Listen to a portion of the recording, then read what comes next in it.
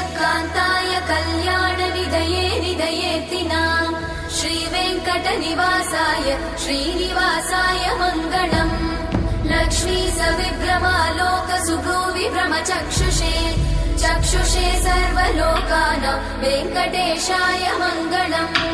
श्रीवेङ्कटाद्रिशृङ्गाग्रमङ्गलाभरणाङ्ग्रये मङ्गलानां निवासाय श्रीनिवासाय मङ्गलम् सर्वावयव सौन्दर्य सम्पदा सर्वचेतसां सदा सम्मोहनायास्तु वेङ्कटेशाय मङ्गलम् नित्याय निरवध्याय सत्यानन्दचिदात्मने